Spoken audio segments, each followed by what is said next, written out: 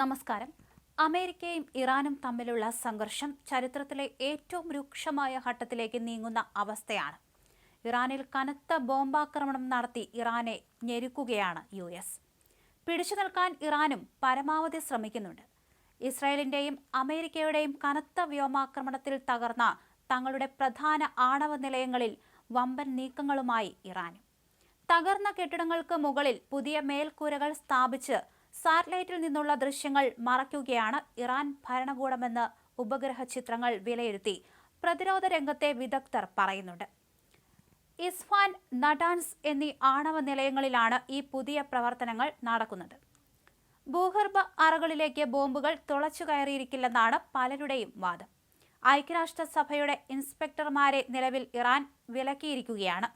ഇറാന്റെ ആണവോർജ പദ്ധതികളുടെ സൂക്ഷ്മ വിവരങ്ങൾ US-ന് എത്തിച്ചു നൽകിയത് IAEA അടക്കമുള്ള ഏജൻസികളാണെന്നാണ് ഇറാന്റെ വാദം.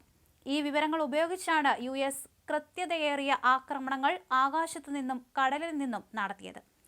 അതേസമയം ഇറാൻ IAEA ഉദ്യോഗസ്ഥരെ വിലക്കിയതിനാൽ ആണവ കേന്ദ്രങ്ങളിലെ യഥാർത്ഥ നാശനഷ്ടം എത്രയെന്ന് കണക്കാക്കാൻ പോലും കഴിയാതെ വന്നിരിക്കുന്ന അവസ്ഥയാണ്. അതേസമയം ഇറാനിലെ പ്രക്ഷോഭകാരികളെ ക്രൂരമായി അടിച്ചമർത്തുന്നതിനെതിരെ US പ്രസിഡന്റ് ഡൊണാൾഡ് ട്രംപ് ശക്തമായ മുന്നറിയിപ്പുമായി രംഗത്തുണ്ട്. ഇറാൻ തങ്ങളുടെ ആണവ പദ്ധതിയെക്കുറിച്ച് ചർച്ചയ്ക്ക് തയ്യാറായില്ലെങ്കിൽ സൈനിക നടപടി ഉണ്ടാകുമെന്നാണ് ട്രംപിന്റെ ഭീഷണി. ഇതിന്റെ ഭാഗമായി USS എബ്രഹാം ലിങ്കൻ ഉൾപ്പെടെയുള്ള യുദ്ധക്കപ്പലുകൾ മധ്യേഷ്യയിൽ നിലയുറപ്പിച്ചിരിക്കുകയാണ്. എന്നാൽ തങ്ങളെ ഉന്നമിച്ച് പടനീക്കം ശക്തമാക്കിയ US-ന് മുന്നറിയിപ്പുമായി ഇറാനും രംഗത്തെത്തി. ആക്രമിച്ചാൽ പരിധികളില്ലാത്ത പ്രത്യാക്രമണത്തിന് US സാക്ഷിയാകേണ്ടി വരുമെന്ന് പറഞ്ഞ ഇറാൻ മേഖലയിലുള്ള US-ന്റെ വിമാനവാഹിനി കപ്പലുകളെയും സൈനിക ബേസുകളെയും തകർക്കുമെന്ന മുന്നറിയിപ്പ് നൽകിയിട്ടുണ്ട്. അതേസമയം ഇറാനിലെ രണ്ടിടങ്ങളിലുണ്ടായ വ്യത്യസ്ത സ്ഫോടനത്തിൽ കഴിഞ്ഞ ദിവസം 5 പേർ കൊല്ലപ്പെട്ടു, 14 പേർക്ക് പരിക്ക് പറ്റി.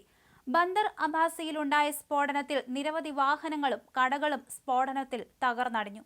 സ്ഫോടനത്തിന്റെ കൃത്യമായ കാരണം ഇതുവരെ കണ്ടെത്താനായിട്ടില്ല എന്നാണ് അധികൃതർ നൽകുന്ന വിവരങ്ങൾ. Islamic revolutionary guard corps navy കമാൻഡറെ ലക്ഷ്യം വെച്ചാണ് സ്ഫോടനം നടന്നതെന്ന തരത്തിൽ സാമൂഹിക മാധ്യമങ്ങളിൽ വ്യാപകമായി പ്രചരണങ്ങൾ നടക്കുന്നുണ്ടെങ്കിലും ഇക്കാര്യത്തിൽ ഔദ്യോഗിക വിശദീകരണങ്ങൾ ഒന്നും തന്നെ വന്നിട്ടില്ല. അതേസമയം ഡിസംബറിൽ തുടങ്ങിയ ആഭ്യന്തര പ്രക്ഷോഭത്തിൽ ഇതുവരെ 5000 പേർ കൊല്ലപ്പെട്ടു എന്നാണ് ഔദ്യോഗിക കണക്ക്. എന്നാൽ ഐക്യരാഷ്ട്രസഭയുടെയും മനുഷ്യാവകാശ സംഘടനകളുടെയും റിപ്പോർട്ടുകൾ പ്രകാരം മരണം 20,000 കടന്നേക്കാം.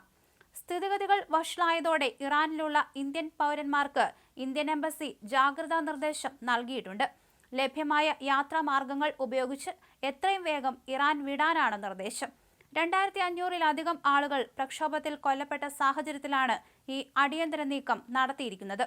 എന്തായാലും വരും ദിവസങ്ങളിലും ഇത്തരത്തിൽ രൂക്ഷമായ ഒരു യുദ്ധത്തിലേക്ക് എന്ന പോലെയാണ് കാര്യങ്ങളുടെ പോക്ക് എന്ന് പറയാം.